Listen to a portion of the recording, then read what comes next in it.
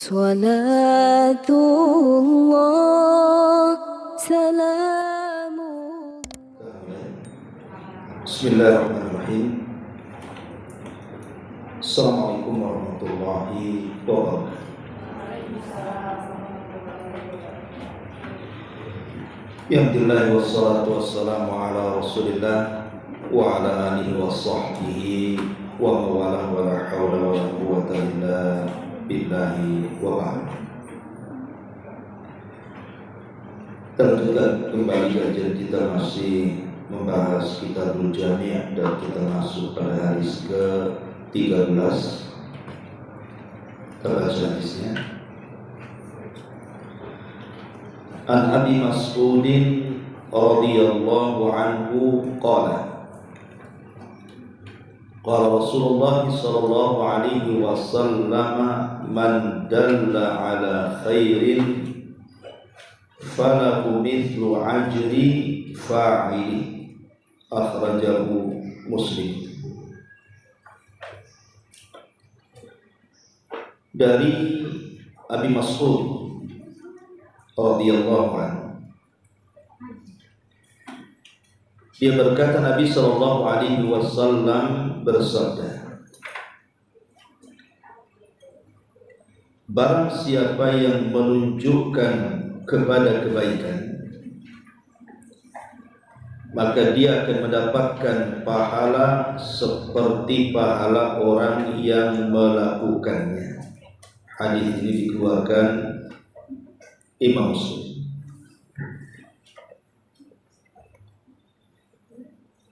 Hadis ini berisi kandungan yang sangat agung sekali bagi kita yang haus tentang pahala. Nabi sallallahu alaihi wasallam mengatakan, man kalimat khairin, menggunakan tanda alif lam al khair.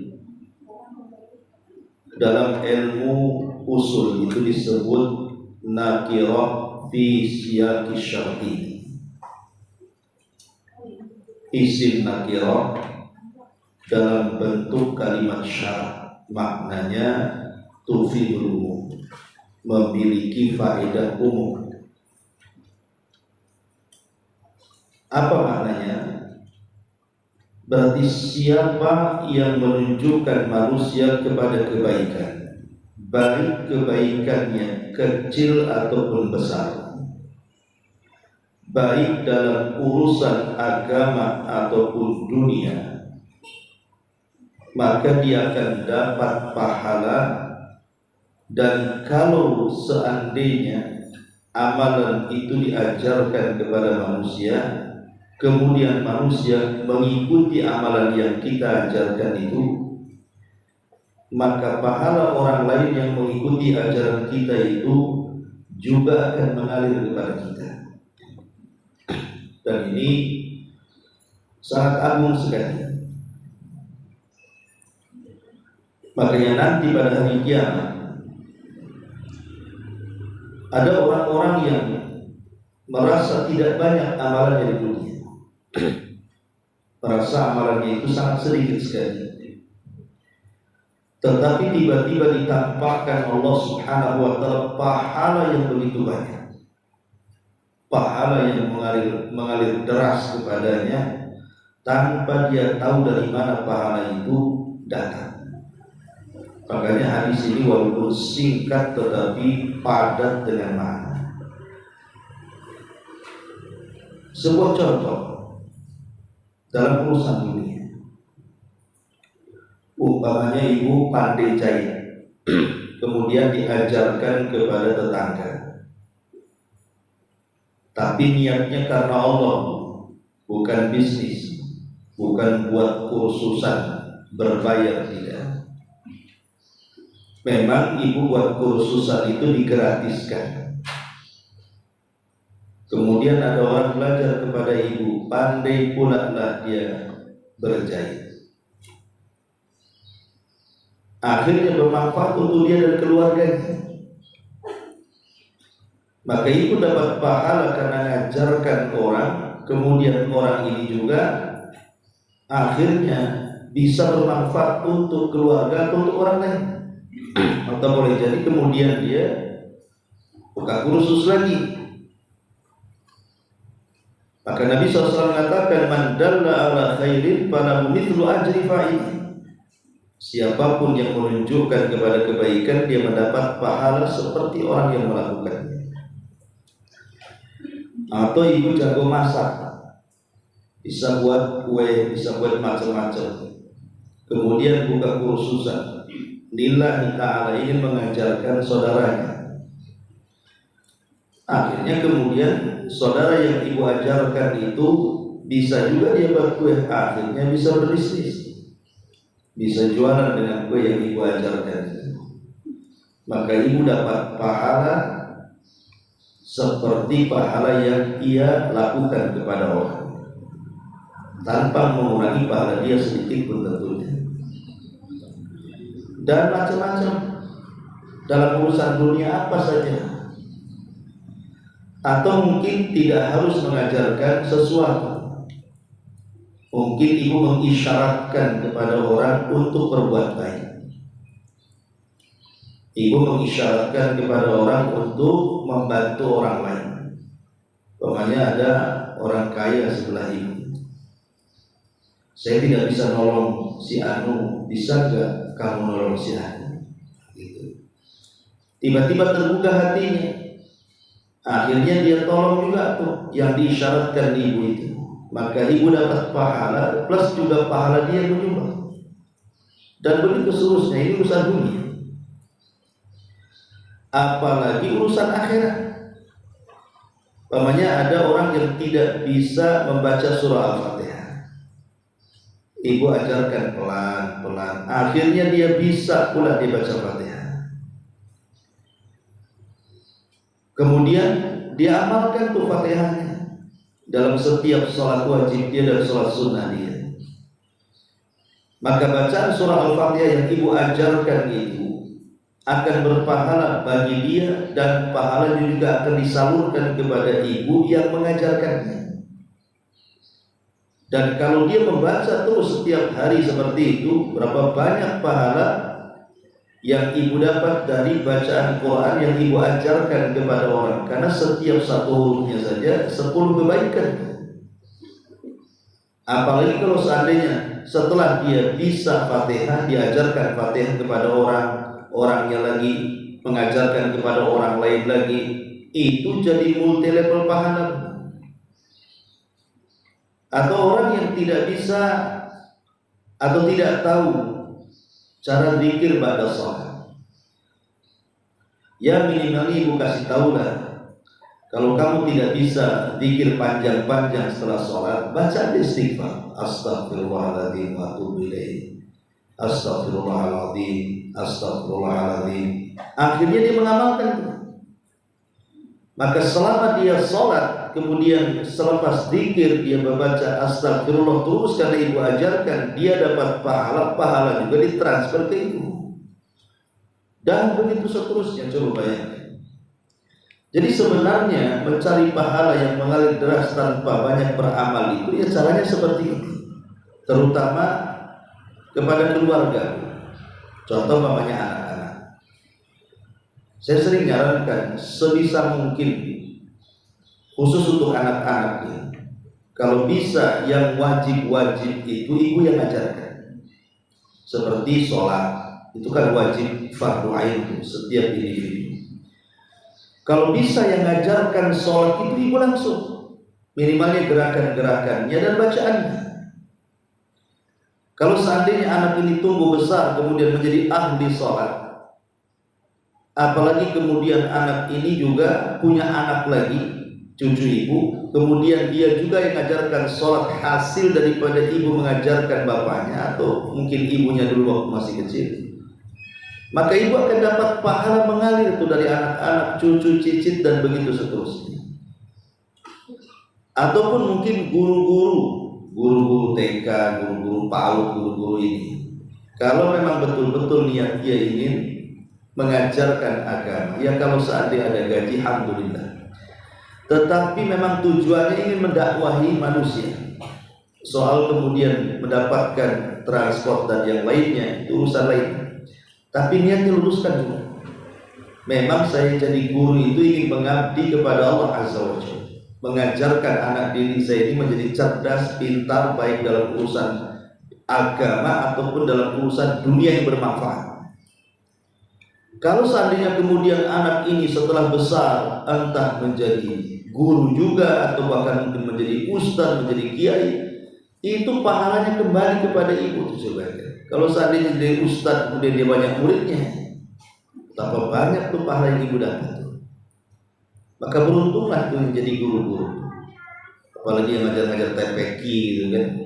Asal luruskan niatnya dari sekarang, itu udah pahala tuh.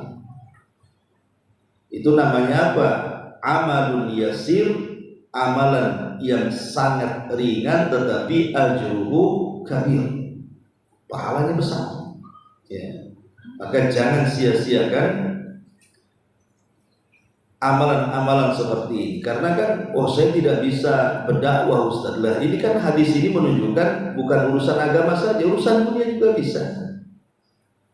Ibu punya skill dalam masalah apa dalam urusan dunia ini, ajarkan kepada orang. Cuman di masyarakat ini aneh, kadang-kadang ibu pandai buat kue, awalnya gratis, banyak lah yang belajar sama ibu, lama-lama dibanderol. Ya, sekarang nggak bisa, ya kemarin gratis. Nah ini memang itu market namanya, bukan beramal. Memang tujuannya market dagang, digratiskan dulu, nanti lama-lama berbayar. Nah itu tidak dapat pahala, karena memang tujuannya dunia, dapat dunia saja. Maka hijratuhu ila dunya yusibuha aw imra'atin yatazawwajuha fa hijratuhu ila ma hajara ilaihi. Maka kalau hijrah tujuannya hanya dunia saja yang dikejar, atau mungkin seseorang yang hendak dinikahi, ya itu saja, dapat di dunia saja, dapat uang tapi tidak dapat pahala. Jadi kalau bisa itu niatkan lillahi ta'ala. Kalau seandainya memang ada yang memberi sesuatu dari urusan dunia, alhamdulillah, karena biasanya mengajarkan kebaikan itu pasti Allah akan buka rizkinya dari jalan yang lain. Masyaallah muslimat yang dimuliakan Allah Azza wa Jalla, di antara faedah hadis ini kita rangkum saja. Yang pertama, jadi orang yang membimbing kepada kebaikan, maka dia akan mendapatkan pahala seperti pahala orang yang dibimbing. Dan ini yang disebut, saya katakan di awal, multi level pahala. Makin banyak ibu mengajarkan kebaikan, kemudian diamalkan orang, nanti orang ini juga mengajarkan kepada orang lain, maka tanpa sadar pahalanya mengalir kepada ibu. Nanti pada hari kiamat tahu-tahu ibu punya pahala segudang saja, padahal tidak pernah beramal. Ya, ini yang kedua, membimbing orang yang menuju kebaikan. Membimbing orang menuju kebaikan, terutama dalam masalah agama, maka hakikatnya ibu ini sedang berdakwah. Dakwah ini kan tidak mesti kayak ustaz atau hafal dari Quran, sunnah, perkataan ulama, tidak. Bal dibuatni walau ayat, sampaikan walaupun satu ayat yang ibu paham, sampaikan kebaikan walaupun itu kecil. Dan ibu sudah menjadi seorang dai, seorang pendakwah. Wa man ahsanu qaulan mimman da'a ila Allah. Tidak ada ucapan yang lebih indah dibandingkan orang mengajak manusia kepada Allah Subhanahu wa ta'ala. Maka suara ibu ketika mengajarkan manusia baik kepada kebaikan atau mencegah manusia dari kemungkaran, ibu nasihati tetangga jangan gibah, akhirnya tidak gibah selamanya. Ibu mengajarkan tetangga jangan suka namimah, ngadu domba, akhirnya dia kapok, tidak pernah namimah selamanya. Atau ibu ngajari anak tetangga waktu makan dia pakai tangan kiri, kemudian ibu katakan, nah makan tangan kanan, selamanya anak itu makan tangan kanan, itu juga pahala. Jadi memberikan contoh itu bagian daripada dakwah, dan dakwah itu seagung-agungnya amal. Yang ketiga, anjuran kerjasama dalam bentuk kebaikan dan takwa. Karena Allah yang mengatakan wa ta'awanu 'alal birri wat taqwa. Tolong menolonglah kalian di atas kebaikan dan ketakwaan. Di sini ada kerjasama dengan saudara kita, dengan teman-teman kita dan tetangga kita di atas kebaikan dan ketakwaan. Yang keempat, para ulama mengatakan bahwa ketika membicarakan masalah mengukur amalan yang paling utama, mereka menetapkan bahwa amalan-amalan yang manfaatnya bisa dirasakan orang lain itu lebih baik dibandingkan manfaat yang dirasakan oleh diri sendiri. Contoh, berdakwah dan sholat malam. Ibu walaupun sholat malam jungkir balik dari isya sampai subuh, itu amalan yang luar biasa. Apalagi sholat malam itu adalah sholat yang paling afdol dari seluruh sholat sunnah setelah sholat wajib. Tetapi dengan ibu mengajak manusia kepada kebaikan dan mencegah dari kemungkaran, itu jauh lebih afdol dibandingkan sholat satu malam subuh. Kenapa? Karena ada kaidah tadi, amalan yang bermanfaat untuk diri sendiri dan orang lain itu lebih baik dibandingkan amalan yang bersifat manfaatnya untuk diri sendiri. Sampai ada satu kisah, ada seorang ulama ahli ibadah namanya Abdullah Al-Ghamari rahimahullah ta'ala. Abdullah Al-Ghamari ini, jadi Abdullah Al-Ghamari ini menyurati Imam Malik. Lah kebetulan Imam Malik itu kalau dari segi ibadah tidak serajin dia. Kalau Abdullah Al-Ghamari itu dikenal sholat malamnya, dikenal puasa sunnahnya, dikenal baca Qur'annya, dikenal zikirnya, pokoknya hari-hari dan detik-detik kehidupannya itu ibadah saja. Jadi tiba-tiba dia melayangkan surat kepada Imam Malik, yang Imam Malik itu hanya sibuk saja mengajar hadis di Masjid Nabawi, sehingga terkadang dilupakan sholat malam karena harus membaca gitu ya, dilupakan puasa sunnah karena harus mengajar, keletihan, dan begitu seterusnya. Jadi kata Abdullah Al-Ghamari ini dalam suratnya, wahai Imam, kalau engkau bisa menjamalkan ilmu yang kau miliki dengan amal yang dilakukan seperti apa yang aku lakukan, itu lebih afdol lagi bagiku, lebih baik lagi bagiku. Jadi dia mau menyamakan Imam Malik seperti dia supaya balance antara ilmu yang diajarkan dengan amalan sunnah yang dikerjakan. Tapi apa jawaban Imam Malik? Imam Malik mengirim surat dan mengatakan, innallaha qasamal arzaq kama qasamal a'mal. Wahai Abdullah Al-Ghamari, Allah itu sudah membagi masing-masing rizki seseorang seperti membagi-bagi amal seseorang. Ada orang yang dilebihkan dari sedekah tapi tidak dilebihkan dari puasa. Ada orang yang dilebihkan dari puasa tapi tidak dilebihkan dari jihad. Ada orang yang tidak dilebihkan dari jihad tapi dilebihkan dari sholat malam, dan begitu seterusnya. Kan memang begitu kan Bu, sering saya katakan kan bahwa hobi ibadah seseorang itu kan beda-beda kan Bu. Ada orang itu yang tahan lapar, sanggup dia puasa, tapi tak tahan ngantuk. Tak bisa dia sholat malam, ngantuan ya. Tapi ada juga yang gak ngantuan Bu, rajin dia sholat malam, laparan pula dia, tak bisa dia puasa. Ada orang yang gak bakhil, kalau sedekah itu mudah, baik kecil atau besar gitu ya. Sedekah dia mudah, tapi dia ngantuan sama laparan Bu. Gak sholat malam ya gak puasa, tapi rajin sedekah. Ada juga sebaliknya, kalau sholat malam rajin, tapi bakhilan Bu, gak mau dia sedekah. Jadi ada orang itu macam-macam kan, hobi amal kebaikan itu macam-macam. Makanya pintu surga kan macam-macam juga. Ada pintu sedekah, memang amalan yang mendominasi hidupnya memang sedekah. Ada pintu royan khusus untuk puasa, karena memang yang mendominasi ibadahnya adalah puasa. Ada pintu haji karena dia suka haji. Ada pintu jihad karena dia suka jihad, gitu ya. Jadi orang itu macam-macam, makanya Imam Malik menasihati macam-macam. Allah sudah membagi rizki seseorang itu sebagaimana Allah sudah membagi amalan seseorang. Tapi kata Imam Malik nih, endingnya dia mengatakan, tapi aku yakin apa yang aku lakukan jauh lebih baik dibandingkan apa yang kau lakukan. Tetapi aku mengharap aku dan engkau sama-sama mendapatkan kebaikan. Kalimat Imam Malik, aku lebih yakin bahwa apa yang aku lakukan jauh lebih baik daripada apa yang Anda lakukan. Ini sudah benar kata-kata ini. Kenapa? Karena memang kaidah dalam agama seperti itu.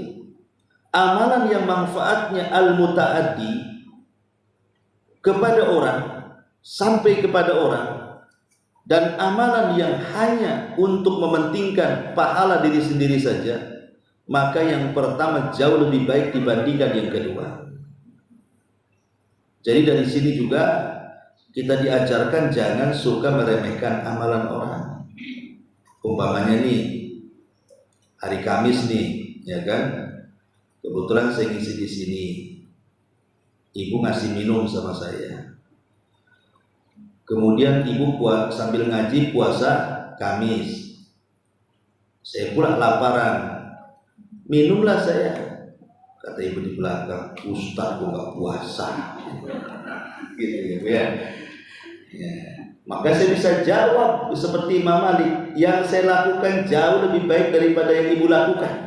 Tapi saya dan ibu sama-sama di atas kebaikan, itu maksudnya, ya. Jadi di sini ada kaidah besar bahwa amalan-amalan yang sifatnya muta'addi sampai kepada orang itu jauh lebih baik. Karena di sini Nabi mengatakan man dalla ala khairin falahu mithlu ajri fa'il. Siapapun yang menunjukkan kepada kebaikan, maka dia mendapatkan pahala seperti pahala yang melakukannya. Ini faedah yang keempat. Faedah yang kelima, Ma'asyiral muslimin wa ma'asyiral muslimat yang dimuliakan Allah Azza wa Jalla. Tetapi walaupun demikian, bagi sesiapa yang ingin menunjukkan kepada kebaikan, maka harus belajar kebaikan.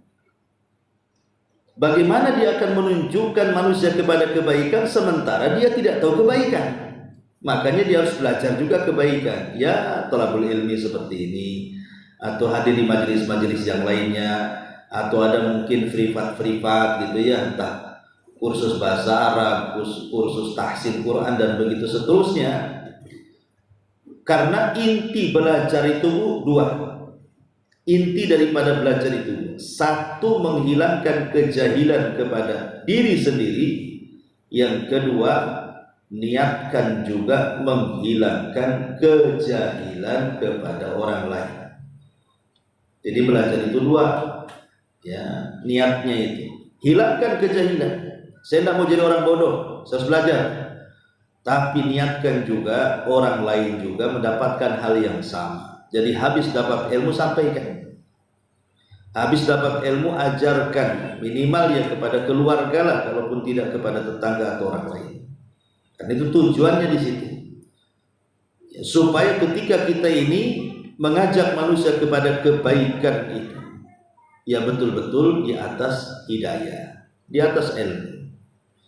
Kemudian juga yang harus dipahami bahwa sebelum mengajak manusia kepada kebaikan itu juga harus duluan kita yang mengamalkan. Karena kalau seandainya, umpamanya lah, contoh mudah saja, ibu ngajari anak, ya, ngajari anak ini, wah, hobi main handphone. Akhirnya ibu sadar, wah, handphone ini gak bagus untuk anak-anak ini. Karena kadang-kadang main handphone sampai jam 10, jam 11 malam, harusnya jam 9 udah tidur.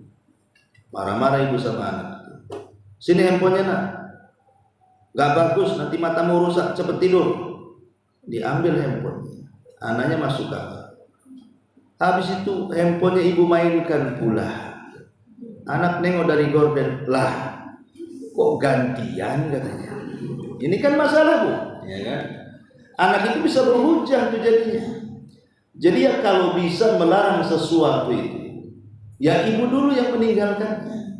Atau mengajak manusia kepada kebaikan itu ya harus ibu dulu yang mengamalkan sebisa mungkin seperti itu. Biar ada pengaruhnya. Biar menjadi contoh, ya kan? Nah, ini juga faedah yang kelima. Yang keenam, hendaknya seorang muslim itu tidak meremehkan apa yang ada pada dirinya atau merasa pesimis memangnya. Kayaknya saya tidak bisa lah ngajar kepada kebaikan. Kata siapa? Semua orang bisa kok menunjukkan kepada kebaikan. Kan tidak harus perkara besar, perkara remeh pun bisa. Dan tidak harus pakai dalil gitu ya. Kalau itu sebuah kebaikan yang dianggap masyarakat baik, itu jadikan hukum juga. Ya, yang sederhana-sederhana saja, umpamanya ada anak tetangga kasar ngomongnya, ajari, nah nggak boleh ngomong begitu ya, nggak bagus, jangan bawa binatang kalau ngomong itu nanti datang pula harimau tuh, ya. Umpamanya, jadi ngajari anak-anak, kalau tidak bisa ngajari orang tuanya, ajari anaknya. Hanya menegur terkadang ya bu. Kalau kita menasihati orang itu, mungkin ibu tidak hafal dalil, tetapi dasarnya memang dari keikhlasan yang ibu miliki, ingin menasihati orang. Itu terkadang pengaruhnya besar dibandingkan seorang ustadz yang nyerocos dengan dalil. Jadi kadang-kadang keikhlasannya ajaib. Ada orang yang nasihati orang itu tidak pakai dalil bu, tapi karena keikhlasan dia, kewibawaan dia, sadar dia. Tapi ada ustadz yang nyerocos dengan Quran, dengan sunnah wal ulama, biasa saja dia. Ya ini makanya penting seseorang itu jangan merasa merendah dirikan diri sendiri bahwa saya tidak bisa apa-apa. Enggak, semua orang bisa. Yang jelas bahwa sampaikan sesuai dengan kemampuan.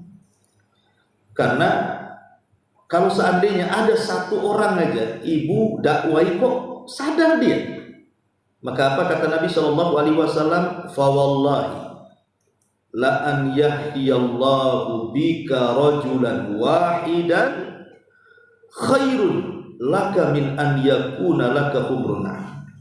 Kata Rasul, demi Allah, sampai bersumpah Nabi itu, bila Allah memberikan petunjuk kepada satu orang melalui lisan ibu atau melalui perbuatan ibu lah, umpamanya ibu itu selalu pakai yang syar'i gitu kan, dilirik sama tetangga, pengen juga lah aku kayak dia, akhirnya dia niru. Padahal ibu nggak ngajak-ngajak orang kan, tapi ibu bisa berdakwah dengan akhlak ibu, dengan penampilan ibu. Ya, malulah saya kalau ngomong sama ibu Ami itu dia ramah gitu kan, nggak tahan, saya nggak bisa mengeluarkan kata kotor-kotor tuh sama dia. Akhirnya terpengaruh dia. Itu sudah menyadarkan orang itu tuh. Kata Nabi, demi Allah, bila Allah memberikan petunjuk kepada salah satu di antara orang lain melalui tangan, melalui lisan, melalui perbuatanmu, itu lebih baik bagimu daripada unta merah. Maksudnya lebih baik dibandingkan kendaraan yang paling mewah hari ini. Luar biasa ya. Kemudian yang nomor 7, bahwa al-wasailah ahkam al-maqasid. Sini ada kaidah dari hadis ini bahwa wasilah-wasilah apapun itu memiliki hukum dari tujuan. Wasilah apapun itu memiliki hukum-hukum tujuan. Tujuan kita kan menyadarkan orang, mengajak manusia kepada kebaikan supaya dia sadar. Itu sebuah kebaikan yang besar. Tapi wasilah-wasilah menyadarkan orang itu kan macam-macam kan. Ya bisa dengan lisan langsung nasihati dia, bisa dengan perbuatan ibu, bisa dengan akhlak ibu, ya. Bisa dengan apa saja. Mungkin ibu pandai didik anak-anak jadi nurut-nurut, kemudian jadilah soleh-solehan dan membangkang, cemburulah tetangga itu. Kok si ibu itu pandai dia didik anak, cemana apa rahasianya ya? Dikasih pil apa tuh anaknya nurut-nurut tuh? Mungkin ada mantra-mantra dari dukun. Jadi tetangga ini akhirnya ngintip-ngintip cemana pendidikannya itu kok bisa baik.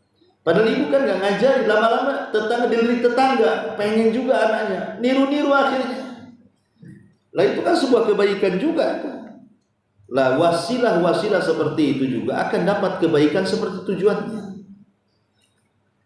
Masyaallah muslimat yang dimuliakan Allah Subhanahu wa taala. Kemudian juga yang ibu harus pahami bahwa dari hadis ini bahwa al-hadits qaidatun 'ammatun fayadkhulu fihi kullu a'mali khair. Hadis ini menjadikan sebuah kaidah yang masuk padanya setiap amal kebaikan, dan ini adalah cara kita mengikuti para nabi. Karena para nabi itu kalau kita lihat surah Yunus ya, surah Yunus ayat 108. Apa kata Allah? Qul hadhihi sabili ad'u ila Allah ala basiratin ana wa man ittaba'ani wa subhanallah wa ma ana minal musyrikin. Katakan ya Muhammad, inilah jalan agamaku. Aku dan orang-orang yang mengikutiku mengajak kamu kepada Allah dengan hujjah yang nyata. Maha suci Allah, dan aku tidak termasuk orang-orang musyrik. Jadi Allah Subhanahu wa taala memerintahkan para nabi, termasuk Nabi kita Muhammad SAW, katakan wahai Muhammad, ini jalan agama. Aku dan orang-orang yang mengikutiku mengajak kamu kepada Allah, berdakwah kepada Allah dengan hujah yang nyata, dengan pengetahuan. Maka di sini kita tahu bahwa amalan para nabi itu adalah mengajak manusia kepada kebaikan, mengajak manusia kepada hidayah. Maka ketika kita melakukannya, artinya kita mengikuti jejak para nabi. Kemudian juga hadis ini juga mengajarkan kepada kita yang keberapa, yang kesekian lah, usah pakai nomor. Jadi hadis ini juga mengajarkan kepada kita fastabiqul khairat, berlomba-lomba di dalam kebaikan. Berlomba-lomba di dalam kebaikan. Allah mengatakan dalam surah Fussilat yang tadi saya singgung ayat 33, "Wa man ahsanu qaulan mimman da'a ila Allah wa 'amila salihan wa qala innani minal muslimin." Siapakah yang lebih baik perkataannya daripada orang yang menyeru kepada Allah, mengerjakan amal soleh dan berkata, sungguh aku termasuk orang-orang yang berserah diri. Imam Syaukani ketika memberikan catatan atau tafsiran kepada Fussilat 33 mengatakan apa? Tidak ada yang lebih baik, kata beliau, dari orang yang mengajak manusia ke jalan Allah. Tidak ada manusia yang paling baik, ya. Dan ini meluruskan, karena ibu kalau memuji orang baik itu ya kalau ya dia suka ngasih, ya, ngasih utang, baik tuh orang itu, suka ngasih kue, pokoknya baiklah. Padahal kalau kita melihat ukuran manusia yang paling baik dalam surah Fussilat 33 itu adalah orang-orang yang mengajak manusia kepada kebaikan, seperti muadzin. Muadzin itu ngajak orang untuk sholat, itu kebaikan. Makanya kenapa muadzin itu dapat pahala sejauh suaranya. Ya, jadi sampai di mana suaranya muadzin, itulah pahalanya akan dapat. Dan dia akan mendapatkan sebanyak orang yang sholat yang dipanggil dia. Beruntung tuh muadzin tuh, makanya ibu dorong-dorong suami, ya Pak, azan sana. Suara saya kayak Iwan Fals, tidak apa-apa, yang penting azan. Jadi mau fals mau apa terserah, yang penting ajak manusia kepada kebaikan, karena dia akan mendapatkan pahala sebanyak orang yang diundang tuh. Luar biasa, ya. Tapi kalau ibu jangan pengen ngapalin hadis ini langsung ke masjid, ke musola azan pula ibu di situ. Azan itu amalan laki-laki. Kalau di rumah ya tidak apa-apa ibu. Ibu sendiri azan sendiri, komat sendiri, tapi jangan ada yang dengar tetangga. Ya nanti tetangga mau sholat ibu larang. Marah-marah tetangga, kamu kan azan tadi, tidak ngajak-ngajak sholat. Kemudian juga kalau seandainya Bu, di sini juga ada faedah juga dari hadis ini bahwa ya memang taufik itu datang dari Allah, kita tidak mengingkari. Kesadaran orang itu bukan kita yang paksa, kesadaran orang itu bukan kita yang kehendaki. Kesadaran orang itu kan memang taufik dari Allah. Tetapi bukan berarti kemudian taufik itu datang begitu saja, kan tidak. Karena kita ini kan mengajak manusia itu kan maksudnya supaya orang itu mendapatkan taufik dari Allah karena kita. Jadi kita ini menyampaikan taufik dari Allah kepada mereka. Adapun Allah memberi atau tidak ya urusan Allah. Yang jelas bahwa kita sudah berusaha karena dakwah sendiri tidak boleh maksa orang.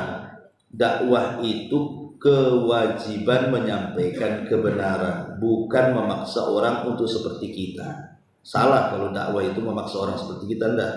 Dakwah itu menyampaikan yang benar. Kalau sudah kita sampaikan, soal diterima atau tidak, soal sadar atau tidak, itu adalah urusan dia. Masyaallah muslimat yang dimuliakan Allah Subhanahu wa taala, dan kalau itu berhubungan dengan keluarga. Jadi kalau hubungannya dengan keluarga, berarti ibu sedang membentuk keluarga yang soleh dan soleha. Kalau ibu mengajarkan kebaikan kepada keluarga, bukan hanya ibu dapat pahala dan pahala yang mengalir dari keluarga yang ibu bimbing, tapi lebih daripada ibu sedang membentuk keluarga yang soleh dan soleha. Buah dakwah itu luar biasa. Sekali lagi, dakwah itu bukan hanya urusan akhirat saja, urusan dunia yang bermanfaat pun termasuk dakwah. Ya tadi seperti ngajari tetangga buat kue, ngajari tetangga jahit, ngajari tetangga apalagi Bu, masak gitu ya. Tapi kalau ngajari tetangga gibah Bu, itu lain lagi. Sama juga dosa jariah itu. Sebagaimana ibu juga dapat pahala jariah dari kebaikan ibu ngajari perkara-perkara yang bermanfaat bagi urusan dunia, ibu ngajari gibah juga itu termasuk dosa jariah. Karena kita lihat hadis Nabi SAW yang semana dengan hadis ini. Nabi SAW mengatakan, man da'a ila hudan kana lahu minal ajri mithlu ujuri man tabi'ahu la yanqusu dzalika min ujurihim syai'an. Wa man da'a ila dhalalatin kana alaihi minal ithmi mithlu athamin man tabi'ahu la yanqusu dzalika min athamihim syai'an. Barang siapa yang menyeru kepada sebuah petunjuk, maka baginya pahala seperti pahala-pahala orang yang mengikutinya. Hal tersebut tidak mengurangi pahala mereka sedikit pun. Tapi siapa yang menunjukkan kepada kesesatan, maka dia dapat dosa dan dosa yang mengikutinya tanpa mengurangi dosa mereka sedikit pun. Luar biasa ya. Kemudian juga hadis ini juga mengajarkan kepada kita bahwa seorang muslim tidak boleh menyia-nyiakan waktu dalam kehidupannya. Teruslah jadikan waktu ini untuk beriman, beramal saleh, menyebar kebenaran dan sabar ketika menyebar kebenaran. Wal asri innal insana lafi khusrin illal ladzina amanu wa amilus shalihat wa tawassaw bil haqq wa tawassaw bis sabr. Demi masa sesungguhnya manusia itu benar-benar berada di atas kerugian, di dalam kerugian, kecuali orang-orang yang beriman dan mengerjakan amal saleh dan nasihat menasihati supaya mentaati kebenaran dan nasihat menasihati supaya menetapi kesabaran. Surah Al-Asr ini empat-empatnya ada pada diri saya, ibu atau siapapun, maka kita sudah menjadi orang sempurna. Yang pertama dan yang kedua itu memperbaiki diri. Yang ketiga dan yang keempat memperbaiki orang. Kalau kita sudah baik, kemudian kita berusaha memperbaiki orang, sempurna hidup kita. Pertama ilmu. Setelah kita punya ilmu, ibu amalkan. Itu memperbaiki diri sendiri.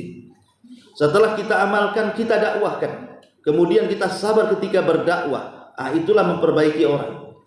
Jadi kalau orang memiliki 4 sifat, ilmu, amal, dakwah, dan sabar, berarti sempurnalah hidupnya. Karena kita sudah berusaha memperbaiki diri dan orang lain, dan itu semua terkandung dalam surah Al-Asr ayat 1-3. Bahkan berdakwah kepada agama Allah itu termasuk dari sebab-sebab yang mendatangkan kemenangan saat melawan musuh-musuh. Allah berfirman dalam surah Muhammad ayat 7, ya ayyuhalladzina amanu in tansurullaha yansurkum wa yutsabbit aqdamakum. Hai orang-orang yang beriman, jika kamu menolong agama Allah, niscaya Dia akan menolongmu dan meneguhkan kedudukanmu. Jadi dan sebaliknya Bu, kalau kita umpamanya tidak memperjuangkan agama Allah, tidak berdakwah, tidak mengajak manusia kepada kebaikan, ini sebab kekalahan. Dan kita sering kalau kita mendengar ya berita-berita yang kadang-kadang miris juga di masyarakat itu.